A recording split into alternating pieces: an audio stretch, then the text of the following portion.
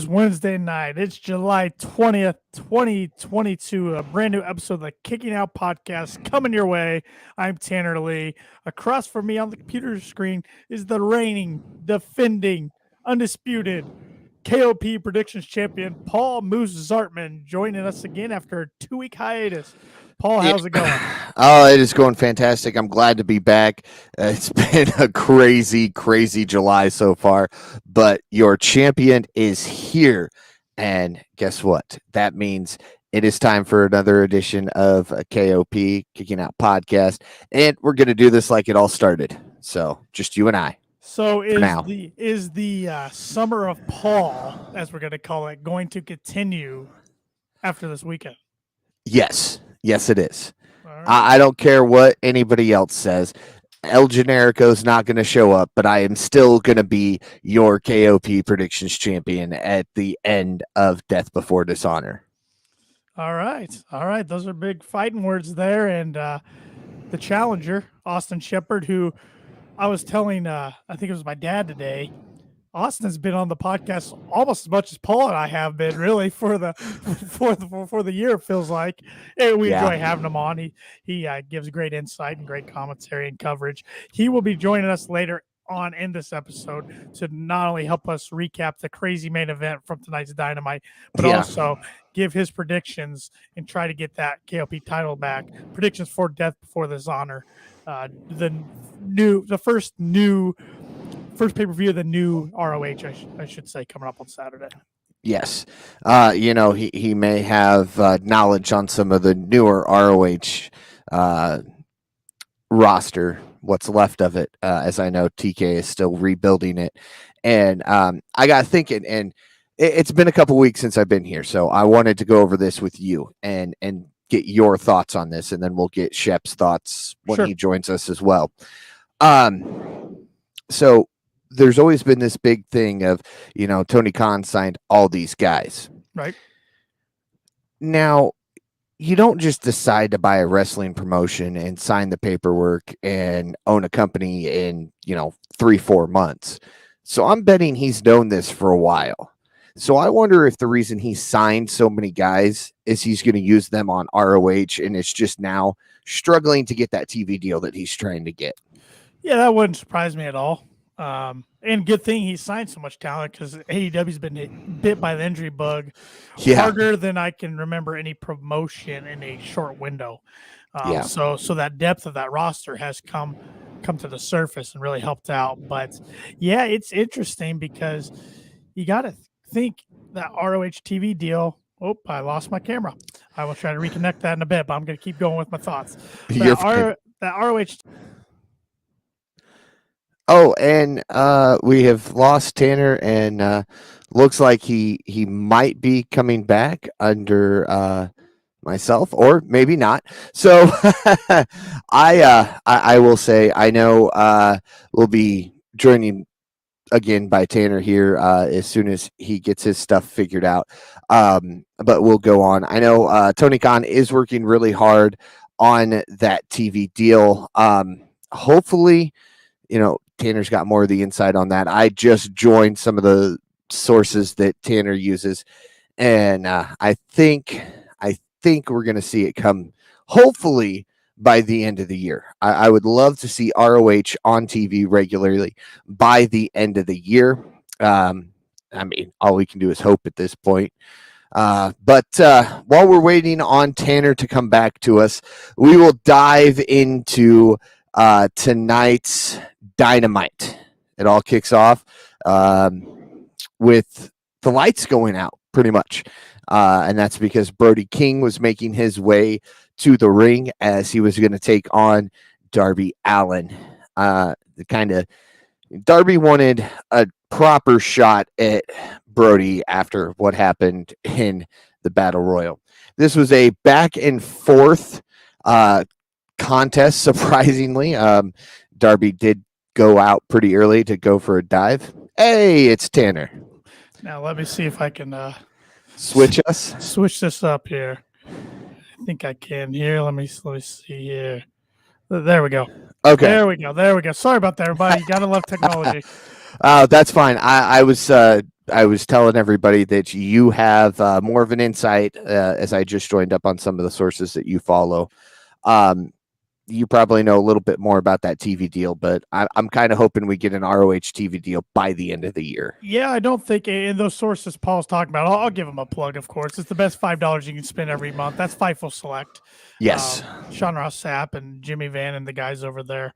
I haven't read anything lately on a TV deal, any updates on ROH, but you got to think something's coming soon. Oh yeah. I mean, it's hard to get the product going if you don't. You got, this is the second pay-per-view coming up, but the first one since the roster's been more established. They got the ROH store out now. They're bringing back more titles, so it's got to be coming soon. Oh, I agree. I just don't know where. Hopefully, we'll know soon. Yep. But looking forward to the event over the weekend. Should be a good one. The card's pretty good, and you and Shep will be predicting that, and I'll just be predicting for fun. I'm not going to be in this one. Took myself out of it. Feel like I don't deserve it yet, but I am inserting myself into All Out. So there we go. Maybe you can beat Shep in a round of golf, and then maybe you'll earn an opportunity. You know what he forgets to tell everybody? When we went head to head in Golf League, I beat him. Oh, it's just he's beat me the other nights when we haven't went head to head. So he leaves that fact out. Well, see, here's the thing. I give you a hard time about you got to beat him at golf. If this came down to a golf tournament, I wouldn't be champion, and I would never get a shot at the title because I'm terrible at golf. We have a YouTube comment here from Mr. Marcos. August 19th, WWC Rico Wrestling Anniversary 49, like WrestleMania Dream Match, Andrade El Idolo versus the Carlitos, or Andrade and Indolo versus the Carlitos. And I saw Ric Flair live streaming on Fight TV. Nice. What are your thoughts on the Ric Flair event going on next weekend? I kind of told you we got Ric Flair, Andrade El Idolo taking on Double J, Jeff Jarrett, and Jay Lethal. I think we're gonna see Andrade and Jay in the ring the majority of the time. Jay's gonna get in a few good, Jarrett's gonna get in a few good shots on both Andrade and Flair. Flair will get in a good shots on Jarrett and Lethal, and I think Flair will pin Jarrett or Lethal. He could pin Lethal. I mean, I think they do have Jarrett history together. They do. I think pinning Jarrett makes more sense. I mean, Jay's an active wrestler on AEW. Jarrett's he does work for WWE, but he's not a talent. So that's the reason why he's able to participate in this match. The card overall is a very strong card from all different promotions, pretty much all of them except WWE. And then the main event, I mean, the production for the event's been good. The marketing, the advertising has been good. So I might just tune in next weekend. They might have got me hooked. I don't know. We'll see. We know Flair's going to bleed. Mr. Marcos here says, I thought Jeff Jarrett is the referee for SummerSlam. He is the night before at SummerSlam, which is also in Nashville. He'll be the referee for one of those special referee for one of the SmackDown matches, and then he'll be wrestling the next night. So yeah, doing a little double duty. Nothing, double J pull and double duty, nothing like it. Yep. Yep. All right, let's get in some Dynamite, shall we?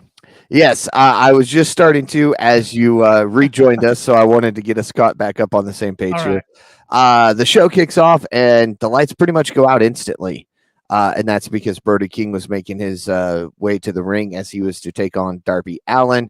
Darby kind of wanted another shot at him, didn't feel that the Battle Royal was fair. There was a decent amount of back and forth in this match for the size difference. Of course, I think Darby kind of screwed up by going for that dive too soon into the match, but overall, when you watch Darby matches, are you still like holding on to something when you watch, hoping the guy doesn't break his neck, or is that just me? No, I'm still on the edge of my seat. I can never get used to it because just Tope Suicidas he does are out of this world. I was actually sitting down here tonight watching it, so I have arms on my chair.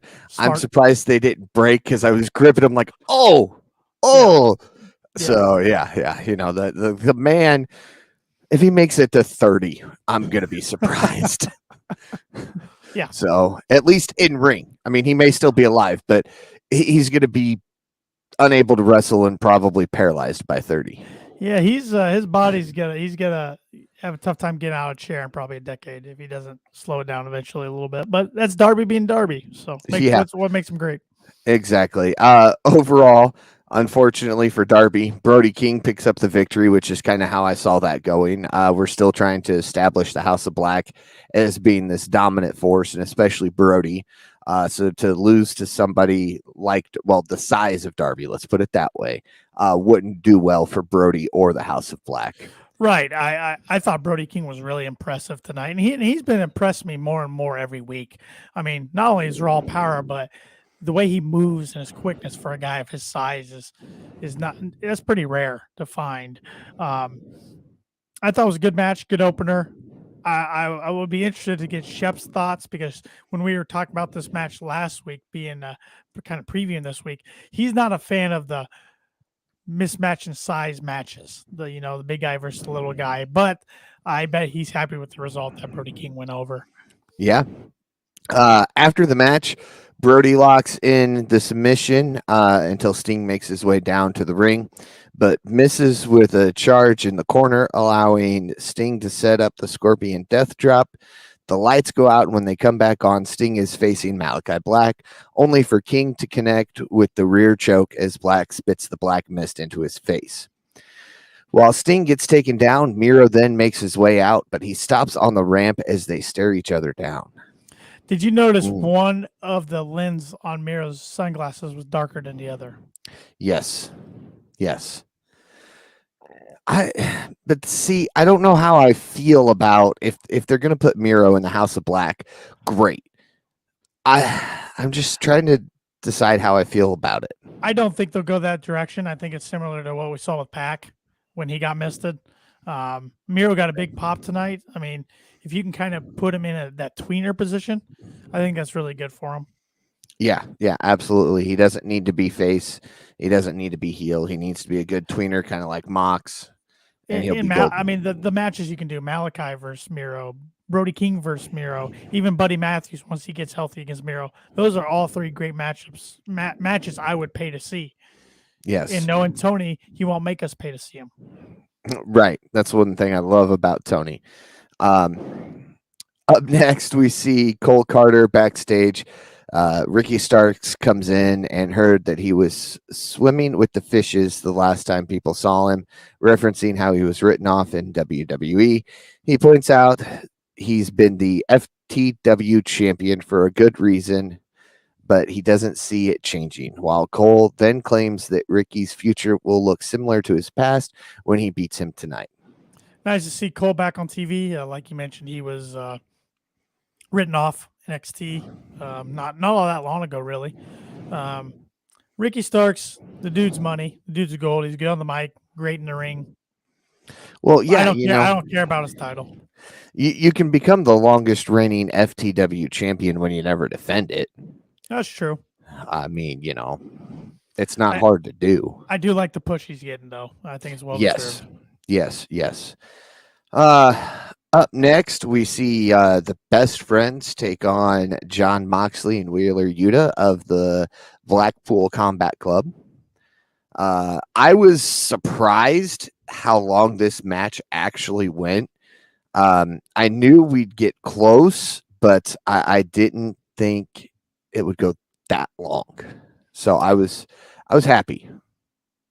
I want to get this comment real quick before we dive too far into the match. Mr. Marco says, "Oops, my bad. It's not August 19th. It was August 6th. WWC Rico Wrestling Anniversary 49 live on Fight Live."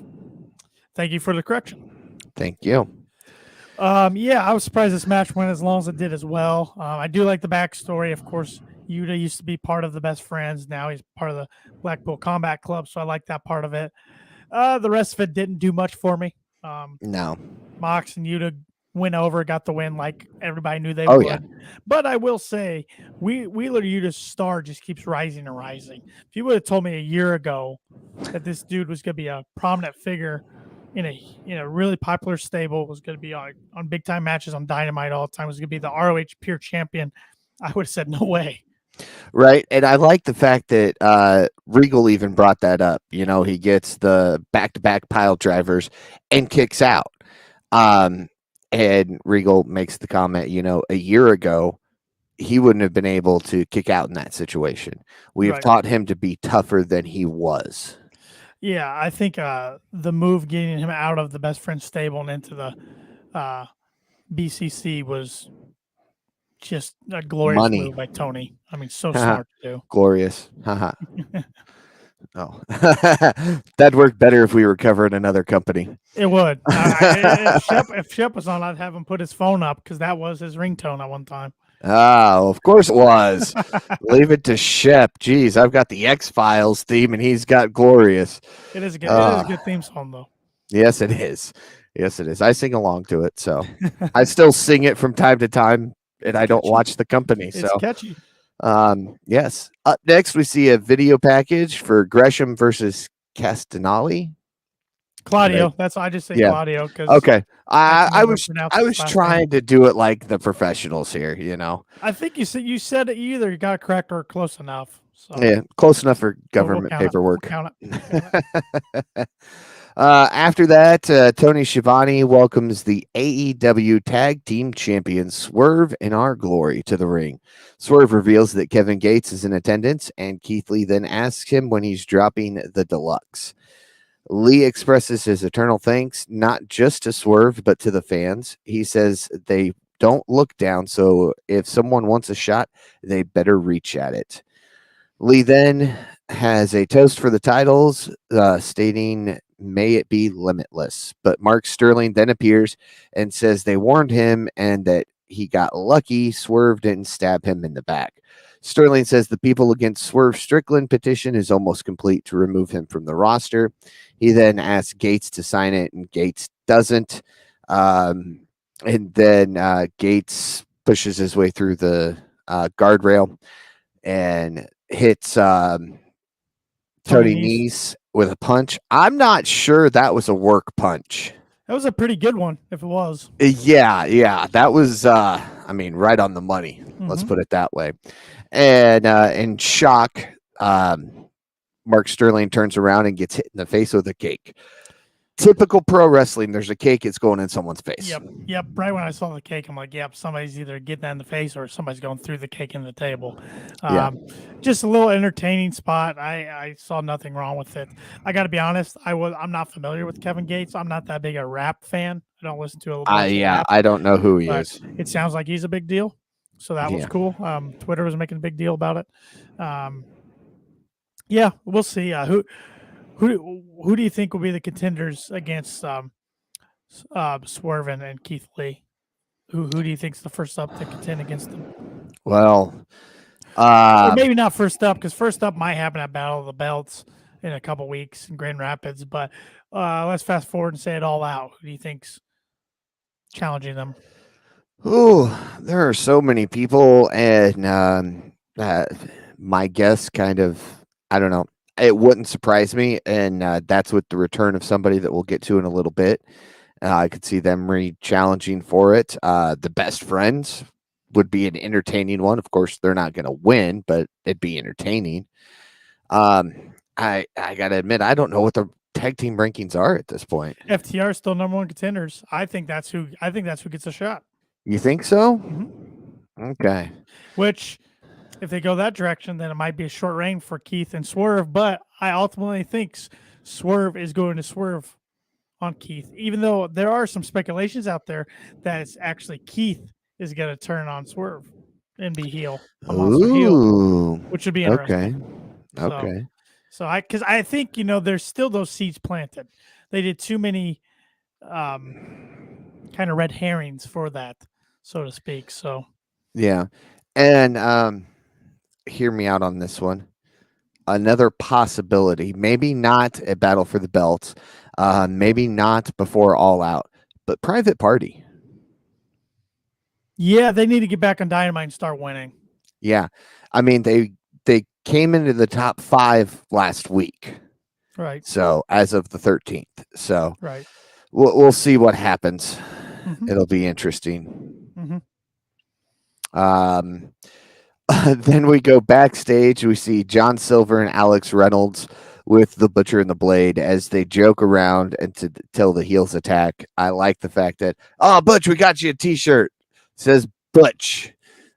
And all I could think when he's doing this is all I could think was Budge. Me too. That's all I can think of too. I thought that's what the shirt was going to say is Budge, and then they were going to be like, "Oh wait, wrong shirt, sorry." Yeah. And then they give Blade a shirt, and it says Butch on it. So at least they admitted they're both Butches.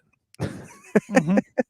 As the Butcher and the Blade are attacking the Dark Order, Hangman shows up to make the save, which doesn't really surprise me. It seems like we're bringing Hangman back into the Dark Order picture again. But I think it's only because they lost Stu. Stu's not accidentally falling down anymore. Not sure if he likes that or misses it. Based off his tweet, it's a good thing. And then they lost Alan Angels. So yeah, and we're gonna get the match on Rampage on Friday. Hangman and John Silver versus Butcher and the Blade, and I don't know. I just feel like, and I understand with BTE and all the tie-ins of putting him back with the Dark Order, but this guy was just the AEW World Champion, and I don't know. I just feel like he's a little above that. I'm just saying, I've got a feeling I know where this is going, and I'm hoping it's going where it was going originally until a certain former champion got hurt. Okay, so spill it. Now you got to spill it. You can't leave us hanging like that. All right. So I've got a feeling they're going to put him back with Dark Order. Okay. Go back with the whole. I don't really do well with friends. He's going to get used to having friends again. If you watch BTE, you're kind of starting to pick up on the connection between the Bucks and him again. They're bringing that back up. I think Kenny's going to return. Mm-hmm. Cole's going to come back, and we're going to see Kenny try to rally the troops back together. We're going to see Kenny slowly get the Bucks back with him. Then we've got 3 out of the 4, and then we're going to see Kenny, not the Bucks, but Kenny reach out to Hangman. They're going to start doing stuff, and then the Bucks are going to be like, "Look, we've missed you. We thought about it. Here's what we meant to say all this time ago. I don't know why we stopped being friends." They're going to say, "Oh, well, because somebody sent me this tweet, and that wasn't us," and go from there. Long-term storytelling. Yeah, they have to put a bow on it eventually. So I think you're on the right track there. So The Elite versus the Undisputed Era. Mm-hmm. I'm just calling it now. Makes too much sense not to do it. We're not going to get a Bullet Club tie-in at this point until another Forbidden Door, if there is one next year. So we do that right now.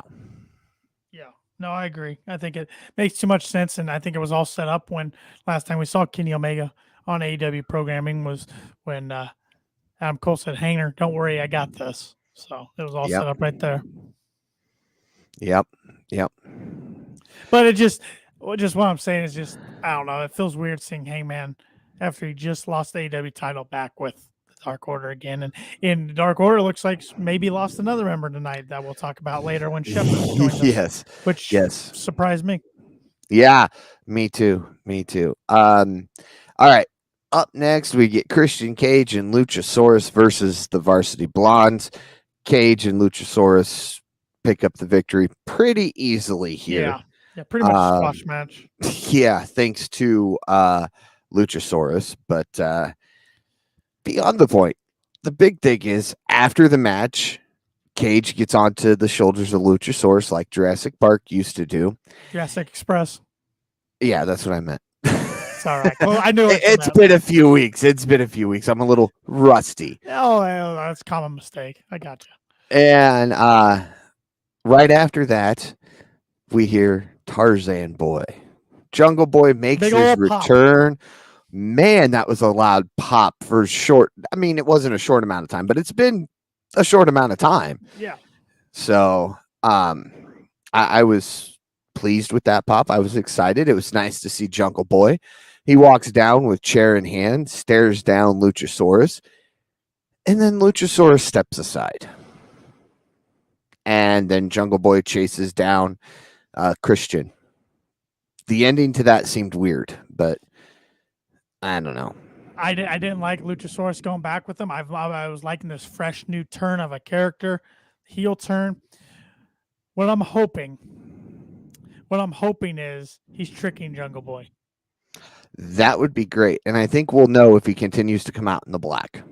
Well, I'm hoping that, and I don't want it to be next week he just turns back on Jungle Boy. I want it to play out a little bit. Right. Build that trust with Jungle Boy, get Jungle Boy thinking he's on his side again, then flip the switch and see this was our plan all along. And because I've been an advocate for a year for heel Luchasaurus. They finally gave it to us. I was really enjoying it. And if he goes back to the green babyface dinosaur, just zoom, blah, it just does nothing for me. He's sorry. The black dinosaur still going, blah. That's all he does. But it's just Jungle Boy doesn't really need him anymore. No. So I think it's better if they all just go their separate ways. But we'll see. We'll see how it plays out. It was definitely a swerve I didn't see coming tonight. Yeah. Because I was anxious to see Jungle Boy versus Luchasaurus, Jungle Boy versus Christian. I wanted both of those matches. Yeah. Yeah. Of course, unfortunately, Luchasaurus would have picked up the victory over Jungle Boy. Size-wise, you would assume that would be the way, but probably would have seen it go with Jungle Boy with the victory just because it's Jungle Boy. Right. But I gotta say, I want to make as much money as Luchasaurus just to go out there, kick somebody in the head, choke slam them, and go. Ah! Yeah, that'd be nice, wouldn't it? Yeah. We get a backstage shot of the Gun Club as they explain why they didn't accept a match with the Acclaimed. That's because they have cut them out of their lives. But this Friday, Austin Gunn wants a rap battle with Max Caster. That'll be entertaining. This is going to be awful. Still be entertaining. It's going to be entertaining because it's Max Caster. But that's like Kurt Angle versus the Doctor of Thugonomics in a rap battle. That's the vibe I get from this. Oh, I don't know if it's that bad. We'll see. But then Max Caster's going to do really good, and then it's going to make me want to see Max Caster versus the Doctor of Thugonomics in a rap battle, which will never happen. Yeah. Well, never say never. But never say never in the world of pro wrestling, but you're right, never. Up next is the FTW Championship match. Ricky Starks versus Cole Carter. Cole did some good stuff. It was nice to see. He goes to hit the 450, but misses, allowing Starks to connect with a spear and pick up the victory. After the match, Starks claimed he has more in the tank and he thinks it's time to keep it going. So he invites another opponent to come out and answer his challenge. Danhausen answers the challenge, and I started laughing. As soon as I heard the music, I went, oh, good Lord. Another big pop. Yeah. Danhausen, in a typical way, says, I'm here to accept the challenge. It's me. Danhausen. Like we didn't know that. Thanks, Danhausen. But Ricky Starks accepts, but says, not tonight. Everybody in Atlanta can watch it next week from home on TV. I'm excited for this to a point. No, it'll be interesting. I think the crowd's going to get into it. I honestly thought when Danhausen was coming out first, he was going to act like he was accepting the challenge, then his buddy Hook was going to come out. That's what I thought we were going for. That's where this story's ultimately heading. I think Ricky beats Danhausen next week. I think this whole thing wraps up with eventually he's doing this open challenge. Hook's music hits. Hook's going to come out and take that title off of him. Well, yeah. It's the only title Hook can hold right now. And that's nothing against Hook. He's still green. And the FTW championship is not really important. Like Taz even said, AEW doesn't recognize this title. Right.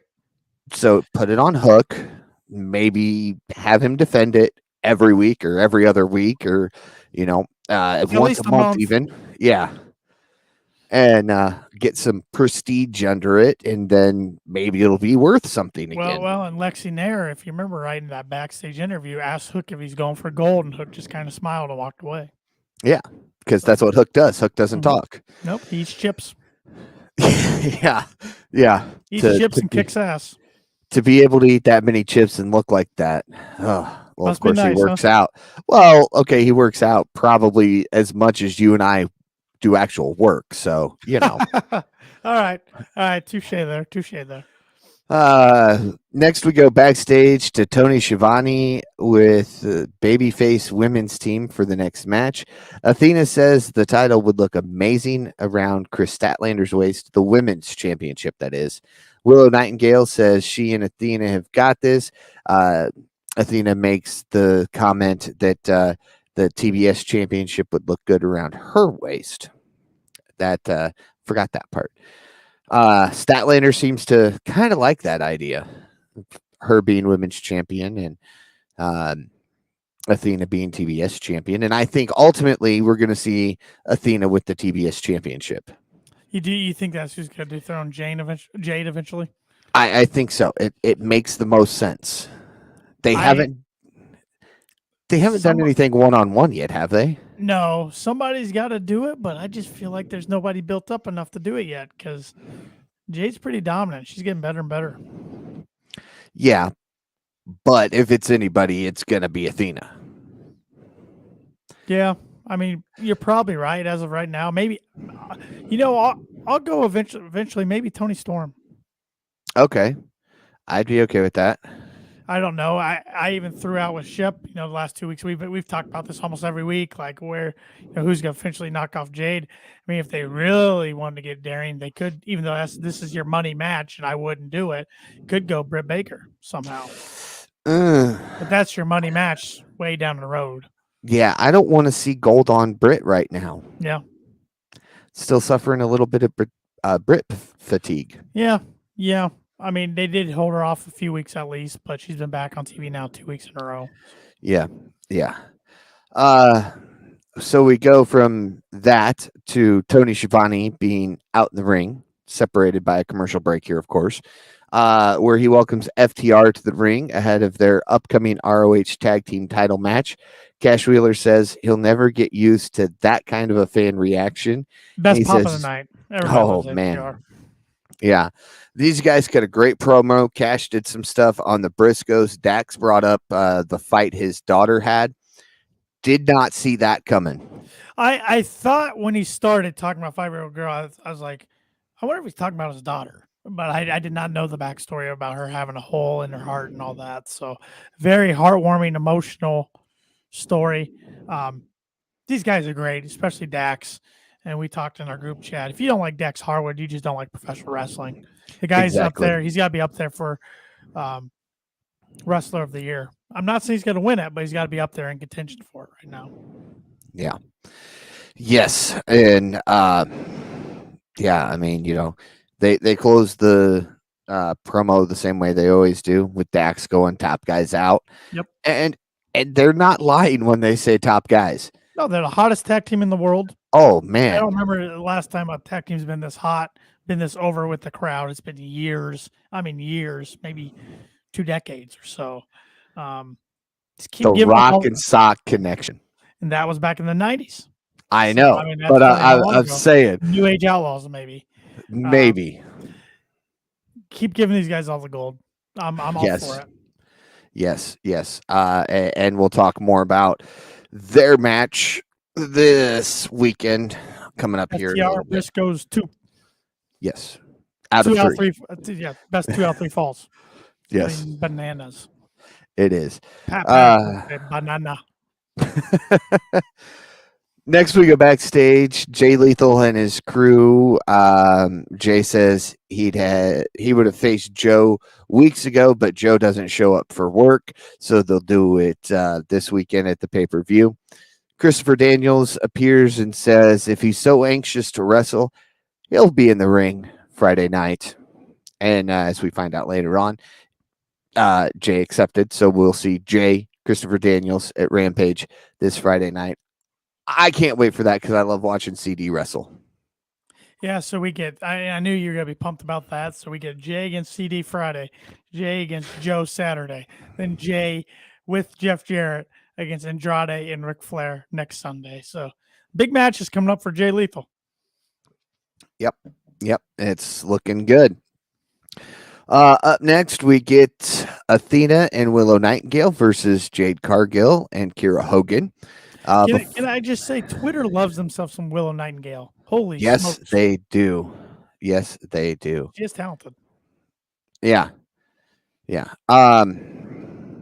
So Jade comes out, introduces Jermaine Dupri. I don't know. I know local boy, but he had real no role in it at all. So it was weird for me. Mm-hmm. But I guess it makes sense being hometown. And I didn't know Jade was from Atlanta. I don't pay too much attention to Jade. So it was interesting to start. Decent amount of back and forth action overall, as expected. Jade Cargill and Kira Hogan pick up the win on Willow. So again, Jade still has not pinned Athena. Athena has not pinned Jade either, but at least there's that. Because if it was a tag match, Jade pinned Athena, then I would drop my belief that Athena's going to dethrone Jade. But I still think it's going to happen. No, that's a good reference. That's something I did not pick up on, quite frankly. So that's a good point. Going back to Jay being from Atlanta, the only reason I knew that is because her. I don't think maybe they are married. I don't know if they're married or not. If not, it's her boyfriend and the father of her child, Brandon Phillips. Used to play for Cincinnati Reds. Then he played for the Atlanta Braves at the end of his career. So hence why they live in Atlanta. That's the only reason I knew that. But no, I mean Jade looked good again. I thought in the ring. I thought she really hurt her collarbone for a second when Athena landed down on her pretty hard. But that was just good selling. Something we wouldn't seen out of Jade a year ago. So she's really coming along. Yes, she is. And I think she works pretty hard. I mean, it sounds like she trains with Regal and Danielson. Before the show and everything. So yeah, she's training pretty hard. Always training, and that's how you get better. Yep. Next we go backstage again. A lot of backstage segments this week, but I'll get into that a little bit later on in the show. We see Thunderstorm backstage as it is announced. Thunder Rosa is defending her title next week against Mayu Yamashita. Okay. She's a wrestler over in Japan, and she beat Thunder Rosa not too long ago. Yeah, I was more doing that for the pronunciation. I think you're terrible. Right. I'm terrible at pronunciation. So, oh my. Thunder says that she will win next week. Britt Baker, Jamie Hayter interrupts saying she thinks there should be fewer Rosa promos, and she then says they'll see them on Friday. Yeah. And interesting to note, I text our little chat group about this. Either it was muted or the audience didn't DMD with Britt. I don't know which way it was. I would guess muted, but you could probably could have been either. Yeah. Okay. Stretch it out here a little bit. So far, heading into the main event, what are your thoughts for the night? Okay show. Not as strong as last week's. Yeah. But really, the main thing I was looking forward to was the main event tonight. So, which is the barbed wire everywhere death match with a shark cage. With a shark cage, because Shark Week kicks off Sunday. Which it was interesting seeing that on the apron tonight, all over. Yes, and we got Chompy earlier in the show too. Made a special appearance. Yeah. I was waiting for somebody to like take it off and it'd be a Kenny Omega or Punk or somebody who's been on the DL for a while. Oh God, could you imagine the IWC would literally catch on fire if that's how one of those Yes. guys returned. Yeah, Kenny Omega comes out there, just off goes the hat, and Kenny just stands there, waves at the camera, and then cuts to commercial break. Kind of like we get JR ringside before the main event, and they have Excalibur do his normal. And here's a little bit about this upcoming show, and here we go right now, and here it is. And then we wait 30 seconds to kick on the preview. Well, did you hear tonight? They were trying to cut before the main event to a new show on HBO Max. Yeah, it went a little long, and you could hear JR's like, "Wow, you're hyped up on Mountain Dew." Yeah. Mountain Dew. I'm like, well, everybody on Fight just heard that because they don't usually cut the commercials very often on Fight. So. Right. But yeah, I'm looking forward to the new HBO show, House of Dragons. Looks good. That's just because Matt Smith's in it, and that's a whole nother thing that we won't get into because this is a wrestling podcast, not a nerd podcast. So anyway, Chris Jericho, Eddie Kingston, the Painmaker Chris Jericho, I should say. Yes, they had to make sure you knew he was the Painmaker, make sure you knew he had never lost in AEW. So yeah, there's a difference between Chris Jericho and the Painmaker Chris Jericho. Wow, there he is. I'm here. He's here in all his glory. That's as close as you're getting to that. All right. Let's talk main event, Shep. It was exactly what I expected. Yes. I like that we get Ruby Soho holding the key to the shark cage. Towards the end, Ty Conti appears, starts brawling with Ruby Soho, and then out of nowhere, Anna Jay comes out, tries to help Ruby until she nails her with a punch. Jay then launches Ruby into the ring post. She brings the shark cage down as Conti gets the key to unleash the JAS, which she couldn't. Apparently couldn't get the key in the lock, which I'll give it up to, I think it was JR. Goes, oh, how funny would it be if Ruby switched keys on him? Yeah. So that was good there for a minute. Then they started squeezing through the post. I'm like, okay. Well, the two smaller guys could. Yeah. Kool-Aid Edge and Daniel Garcia, but Hager's like, I can't fit through this thing. That ain't happening for me. So I'm guessing somebody. Danny Magic was just chomping on that gum. Oh, he was, wasn't it?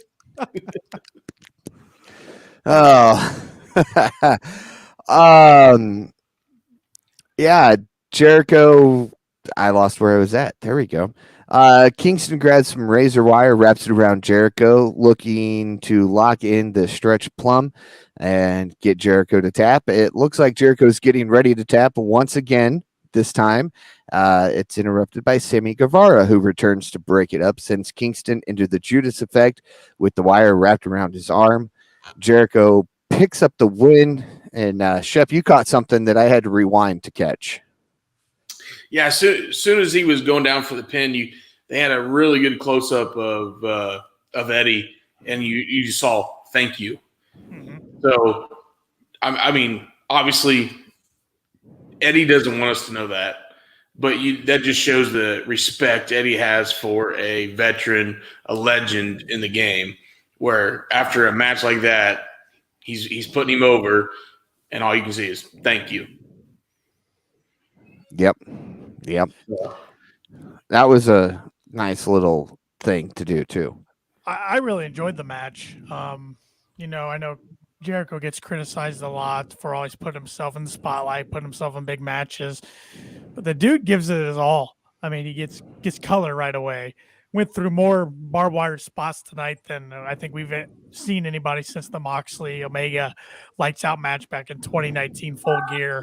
So I was a little surprised that Jericho went over, to be honest, but yeah, the way it all went down didn't surprise me with Sammy getting involved, in which I like them keeping Sammy off TV for the last few weeks after that huge bump off the cage. That wasn't why. If you watch his vlog, it's because they went and got tattoos. It had nothing to do with. Haven't been watching his vlog. He's neither have I. the title was "This is why we weren't on Dynamite. We got matching tattoos." And I went, "Well, I'm not watching that." Yeah, I haven't watched for a month or so probably, but so I like that. Wears on me. The ending was a little weird with Kingston then just throwing Jericho on the like, I don't know what they call it, the spider, the barbed wire spider web. spider web. That was kind of weird, but it is what it is. I don't know if this feud's done or not. I would guess no. The bit between Kingston, Guevara, and Jericho was after the match was weird too. Something about a back elbow that didn't look like a back elbow. It looked like everybody was hugging, and I don't know. I don't want to call it a botch, but it wasn't smooth. No, it was not smooth, but it was a fun main event.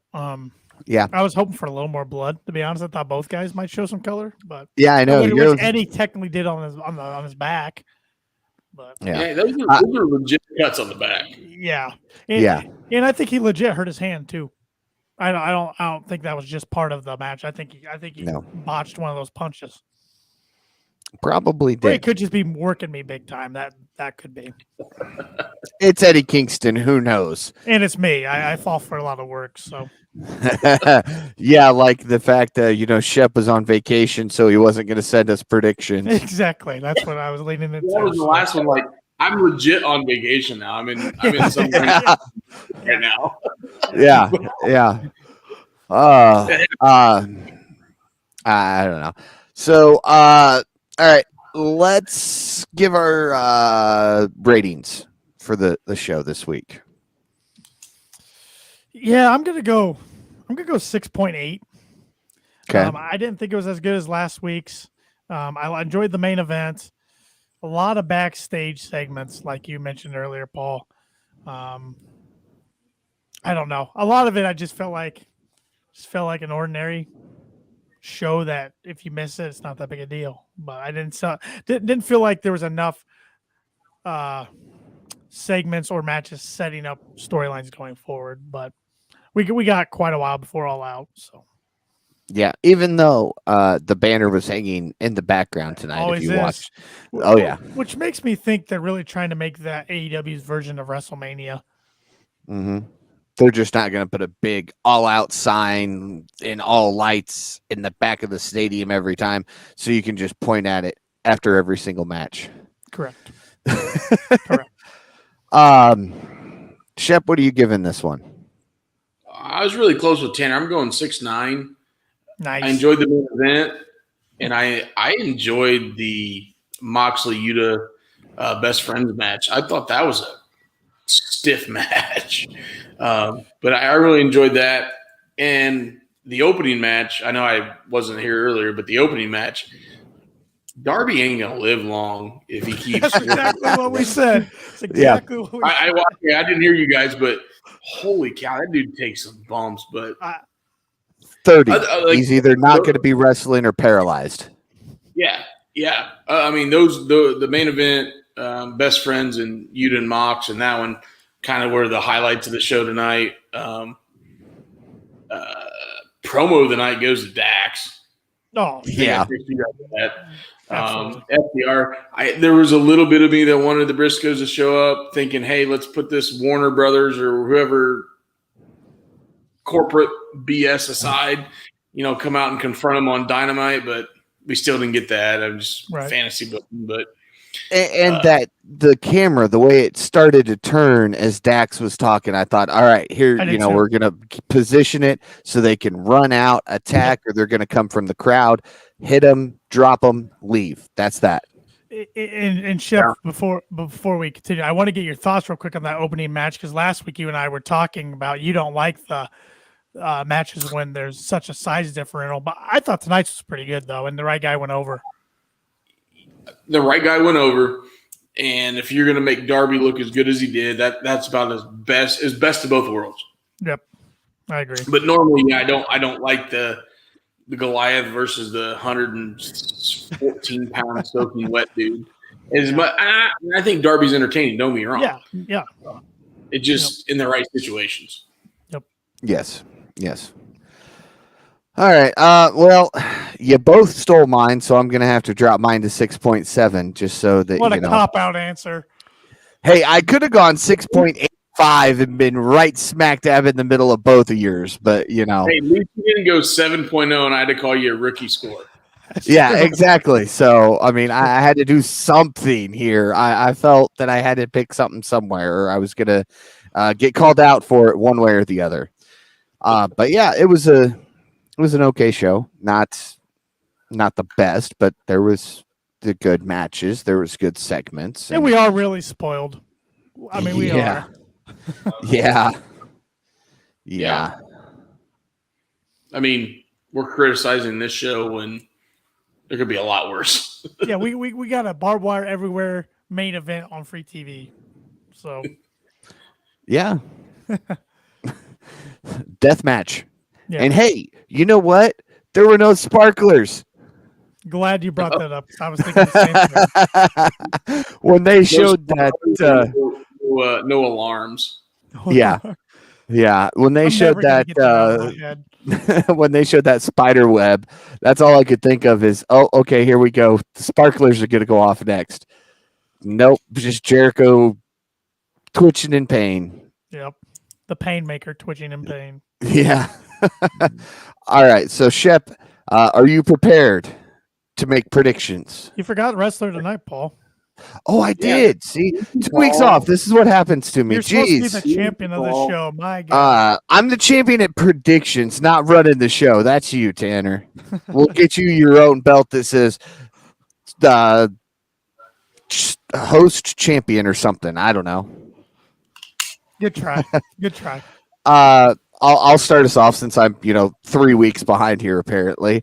I'll go wrestler of the night for me. Would be Darby Allin, just for showing up and putting on a good showing. I know he lost. And I could have easily picked Brody. I could have easily picked Eddie Kingston or Jericho even, but I'm going to go Darby because, it takes a lot of guts to go out to a guy who's 6'6" or whatever he is and 3 times your weight. Moves like a train. Oh man. Yeah.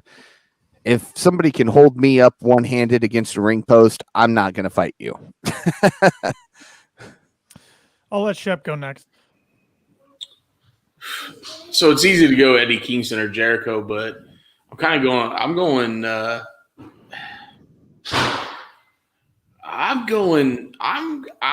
best friends. Okay. I really like the back play of commentary of them, how they basically Yuta mentored these guys. And I thought that match was good. I mean, it went longer than I expected.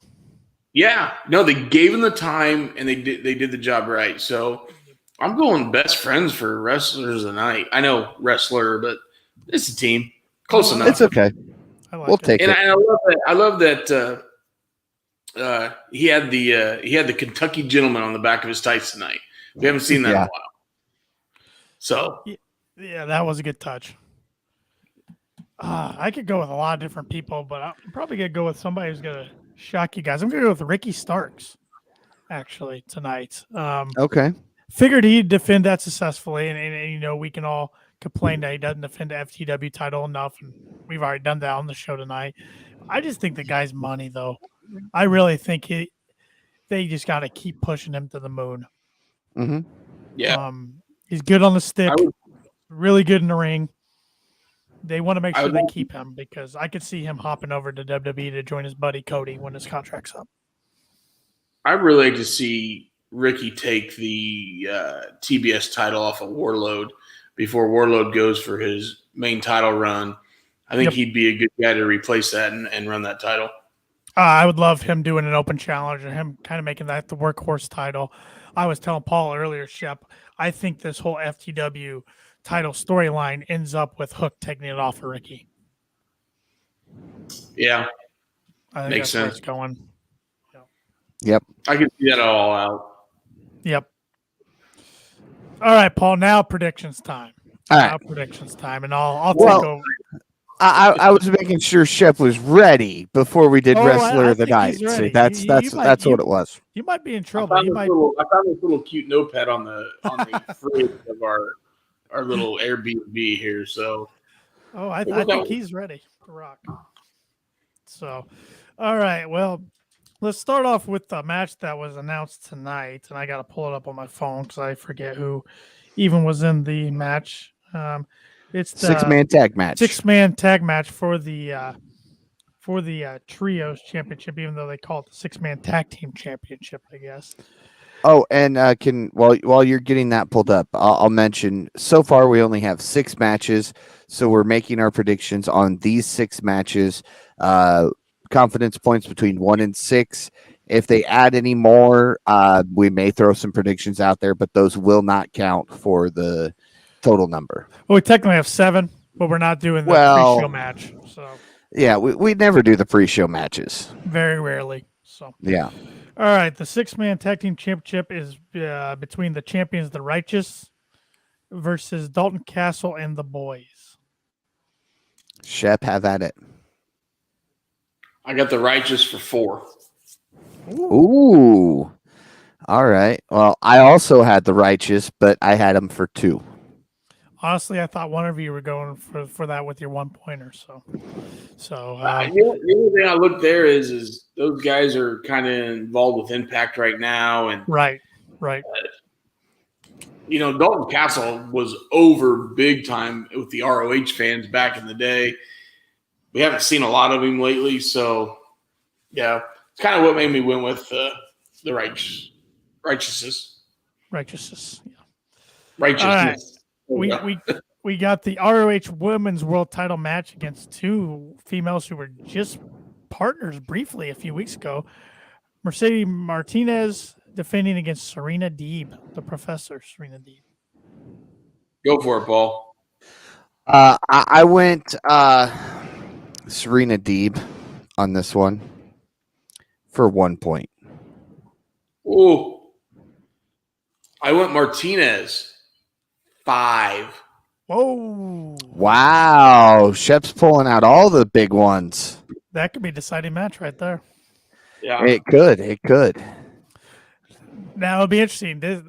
Will the women's match bite Shep for the second pay-per-view in a row? Yeah. I don't know. Last one didn't work out very well. Well, here's one match I'm really looking forward to. It's for the ROH Pure Title champion, or for the ROH Pure Title. Wheeler Yuta defending against Daniel Garcia. If you like technical wrestling, you're going to like this match. Yeah, this one is where I pull out all the stops. I went Yuta for 5. I went Yuta for 6. Oh. Shep. Come on now. I'm not. I've already got my points. I'm not just making them up as we go. Nope. I believe you. No, I know you're not. This is kind of what happened to us last time we did this. Yeah. I think Garcia's taking it off him, boys. No. No. That's my upset of the night. Tony Khan is way too high on him, on Yuta. I think he's high on both guys, but yeah. Man, I don't know. I like that little the interview they did with both those guys on ROH on Twitter. That got me fired up for that match. All right, next up, let's do the ROH World TV title.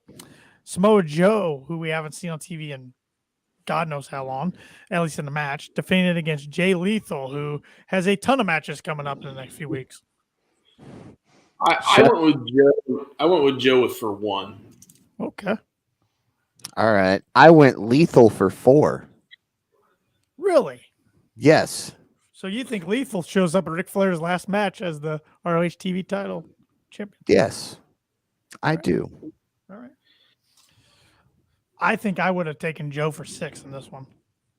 Wow. He shaved his head. Haven't seen him on TV for a while. I think he's coming back nasty. Which I hope. I hope we get the old school Joe, but yeah, like you said, this was the one it hasn't been a lot of build up to the match, so There hasn't, but yet I feel like this is the match they've built the most out of the card. Well, I guess it was the first one announced of the whole card, wasn't it? Yeah, because they brought Satnam Singh in, if you remember right, at the end of one of the Dynamites. And Yeah, I'm set it all over up him. and yeah. Been there. Yeah. This is the match I think most of the wrestling world's looking forward to the most. It's for the ROH World Tag Team titles, best 2 out of 3 falls. FTR versus the Briscoes 2. All right, I'll go first. I went FTR for 6. I went the Briv FTR for 2. The Briv FTR? I like it. I don't think FTR loses, No. I feel like somehow they got to be involved at All Out for all 4 belts. Yep. I told Paul earlier, my prediction was FTR takes the titles off Swerve and Lee at All Out. And either Swerve or Lee, I said Swerve, but a lot of people are speculating Lee. One of them turns on the other one. Yeah, they kind of built that up during the tag match, but And can we take a moment here to acknowledge the fact that out of the 3 belts that FTR currently holds, the ROH tag belts are the nicest looking belts. Oh, by far. And they're the only ones without a TV deal. Yeah. I mean, TVs are legendary though. Yeah, they are. The AAAs are older than Tanner. Yeah, true story. Maybe they look like they're plastic, but they're old. Yeah, they are. They look like they're plastic. Yes. And I'm assuming this is going to be the main event of the night for the ROH World Title: Jonathan Gresham versus Claudio Castagnoli. Shep, you're going first.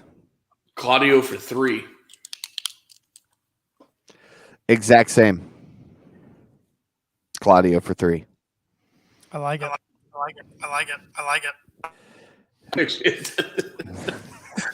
Yeah. There always has to be one match where we agree exactly on everything. Every time Shep and I have done this, it's come down to there's been one match where we pick a wrestler that neither one of us thought would pick the other, and we go with the exact same amount of points. Well, I think the reason Claudio wins is it sounded like TK was originally going to bring him in for this match, debut him at Death Before Dishonor, but then Bryan Danielson's situation made it to where, okay, I got to push up his plans, get him in here for Forbidden Door, get him in Blood and Guts. So it's worked out fine. Yeah, and they have not pushed Gresham at all. No. We haven't seen him on TV. His wife got herself in some hot water last week. Yeah, she did. But I just think he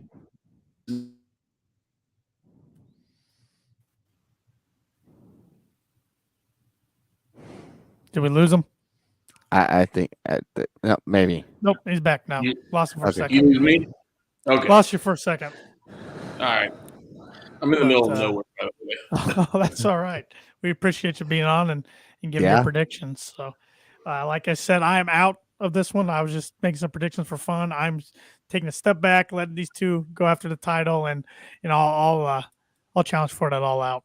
That would look really good on top of the Corvette symbol again. It would, but it's not going there. It's staying right here. This is gonna be an interesting one. This is a hard card to predict. So, well, Tanner, all I know is I'll see you at All Out as you challenge for the KOP Predictions Champion against me. Looking forward to it. It's been a while. It's been since Double or Nothing. So yeah, I can't wait till Paul moderates between Tanner and I at All Out. Yes. Oh, look, I told Tanner earlier, El Generico isn't showing up on Saturday, but I will still be the KOP Predictions Champion at the end of the night. I thought that was a pretty good reference. I liked it. I enjoyed it. Yes. I almost tweeted back to that and said, well, I think he's under contract with someone else. And then I was like, I better not, because that's just going to sound like I have no confidence in myself. Good point. I pick Paul for 0 points because he's not going to win. No, I'm kidding. I'm going to win. I'm looking forward to seeing you guys duke it out. Yes, it'll be right. fun. Well, if I can get good enough internet to stream Bleacher Report up here in Michigan, definitely going to do it. I think I played golf that day. Might be a little There's rough. the golf again. Yeah, well, you know. I was telling Tanner earlier, I'm glad this doesn't come down to having to win a round of golf to get in the title picture, because I would never be able to challenge for it. Ooh, that could be a future. That's a future challenge. There's stipulation. What if we go putt-putt? What if we go putt-putt? Putt-putt. Okay, but you're buying. It's Shep. Well, go ahead. I'd say if I'm buying, then we got to drink a beer every hole on the putt-putt. That'll get interesting. Okay, yeah. Somebody's definitely going to end up with a very bad score. We'll get an Uber to drive us home. See, responsibilities right there. Yes, that's responsible. Shep, before we log off here, I want to get your thoughts, because Paul and I kind of talked about it at the beginning of the podcast. Ric Flair's last match. What do you think about the event so far? What do you think about the announced main event for that event? I mean, first of all, I'm buying it. The vlogs he's done, I'm buying it twice. The card looks good. I mean, it's a lot of Impact wrestlers, but you know, they got all promotions though. That's what I like. All promotions. Yeah, there's a little bit of everything. Yeah, I'm definitely buying it. I don't know if I remember when Flair did his match with Shawn, and he did the goodbye, the super kick. Mm-hmm. I really feel that Flair will go over in this match. I think you got it right. Well, but if you go back to Flair's roots, when you leave a territory, what do? You put somebody over, right? I'm not saying he's leaving a territory, but he's leaving a business. Mm-hmm. Does he put Jay Lethal over? Because Jay Lethal has worked with him really well in the past, in Impact, and obviously made a friendship, and Jay Lethal has trained with him. So do you give Jay Lethal a rub? I think he'll still give Jay Lethal a rub, but I still say he's pinning Double J. I mean, that's what we all want to see, that, right? Yeah. I just want to see one good guitar shot over Flair's head, though. That would be great. Well, after what we saw in the last vlog with the heel to the head and the blood, it's probably going to happen. Oh, he's definitely showing color. We all know that. We know Flair. It's Flair. For God's sake, I don't want to see him do that turnbuckle flip spot, though. I don't know if I can he'll take do it, that. and he's going to do the front face flop. Oh, God, I don't know if I can take that. The front face flop is just part of him now. If he doesn't stumble out of a corner and just flop, it's not a Ric Flair match. And I know you guys are not Cornette guys, but in the drive-thru last week, somebody wrote in and talked about the flop, and Cornette explained it, and he basically said he's got to do it because he's over. It's true. That's why people showed up to see the turnbuckle spot, the front face flop. He even talked about back in the day where he'd get punched, he'd run over to the referee, try to barter with the referee, and the next thing he does the front face, bump. So we're gonna see it. Yeah. So it's gonna be interesting. Now, fantasy booking and oh God, what's the dirt sheets I read? I read a dirt sheet this morning, and they talked about, basically, they asked if Charlotte was going to be there. They said, yes, Charlotte's going to be there. They don't know if she's going to be on camera. And with her current situation with the Megatron in Connecticut, they don't know if she'll be on camera because Karen Jarrett's going to be ringside. Charlotte could be the equalizer, which would be kind of cool to see involved in the last match. I don't know if Connecticut's going to be so forgiving to let her do that. Be cool, though, to be involved in her last match. And let's not forget, she did just release stuff under her actual name, not her in-ring name. Her actual name is Ashley Flair, right? Mm-hmm. Yes. Yeah, okay. Ashley Flair, yeah. Mm-hmm. Yeah. And I think it may be Charlotte Flair, but she's using Flair instead of Flair for the jewelry. Yeah. But that'd be cool, though. No, that'd be great. Yeah. That'd be great. I like that idea. I just don't think the WWE would sign off on it. No. But somebody else that could get involved could be Effie. Ooh. Because Jeff Jarrett screwed him and screwed GCW, really. So he could show up and cost Jarrett the match. On Busted Open, Flair also talked about, like, Mysterio's going to be there. Yep. Pat McAfee's going to be there. Yep. He talked about a bunch of – now, I would love for Pat McAfee to get involved somehow just because that dude's $1 million. Him and Flair in the same ring? Woo. Ooh. Oh, my God. Take my money. Did you see him making a run in at the end there just to make sure Flair gets over? That'd be fun. Even him on commentary. But yep. Speaking of commentary, the Shivani's going to be on commentary. I forget who he's with, but they're going to have the old Crockett set. Like everything, Conrad's doing this upright. I mean, it's gonna look cool. And I love they moved it to the bigger arena. Yep. I mean, they went from 4,000 to 9,000, I think. Yep. They went from the fairgrounds to the auditorium. Yeah. Yep. So, yeah, again, I'm going to be watching 2 weekends in a row. Maybe if you're lucky, Tanner, when I take that title off of him this weekend. Oh. If I'm feeling froggy, maybe the last match.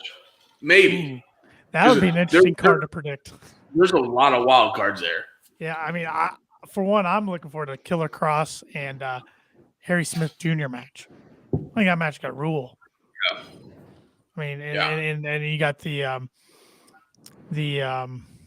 Motor City Machine Guns against the Wolves.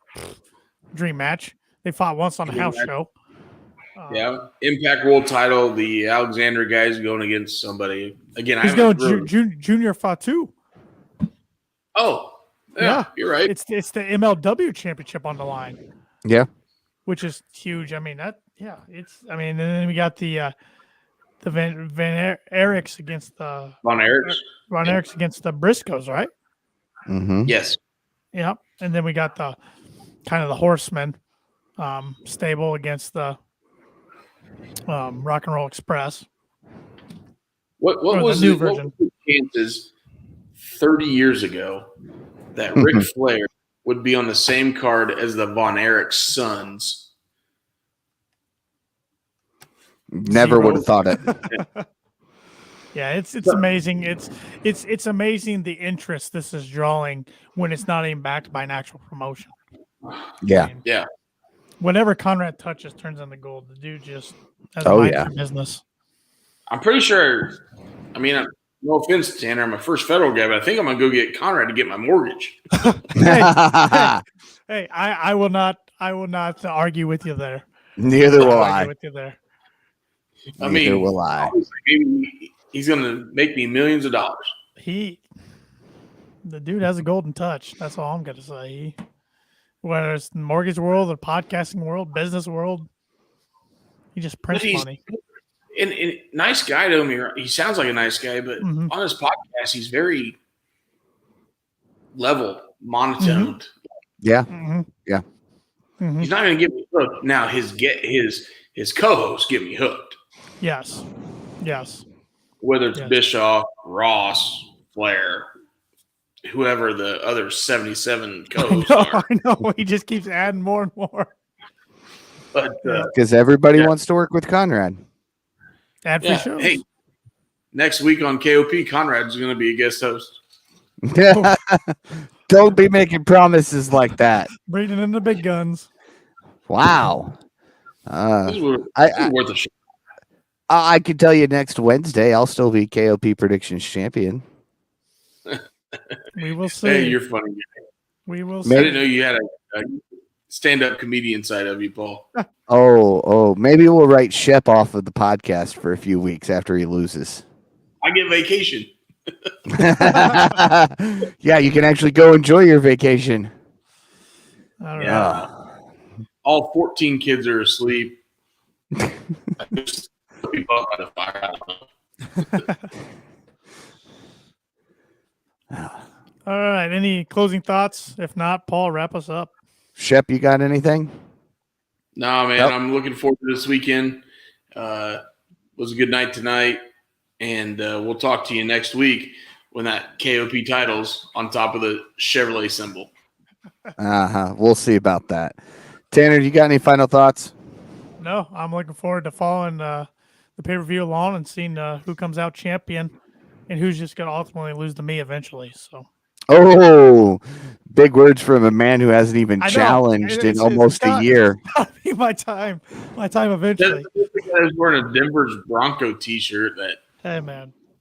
You know, I've got a feeling I know how this is going to go, Shep. When he finally does somehow pull off the miracle victory, he's going to play John Cena's "My Time Is Now" through the whole podcast in the background. he's going to go film 7 movies, and we won't see him for a year and a half. Yeah, he'll come back with a spinner belt, and I'll be like, "Man, what'd you do to my title?" Oh, You guys are just spoiling my plans now. So. Yeah. All right. Hey, go give us a like on all social media at Kicking Out Pod. Be sure to listen to the Kicking Out podcast wherever you listen to your podcasts. And if that happens to be Apple Podcast, give us that 5-star rating. We're looking to be 5-star KOP. Just like Meltzer. Yeah. He gives 7 stars now. Yeah, he gets whatever he wants. Whatever. So we're looking to be the 5-star KOP. We're not going to steal 7-star from FTR. They own that one. But follow Austin Shepard on social media at the Shep27. Follow Tanner at TannerLee92. Follow myself at Paul Zartman921. Be sure to check out both KOP podcast merchandise stores. Get you some KOP merchandise, support a great podcast, and look fantastic doing so. And with that, for Austin Shepard and Tanner Lee, I'm Paul Zartman. Join us again next week as we kick out another podcast.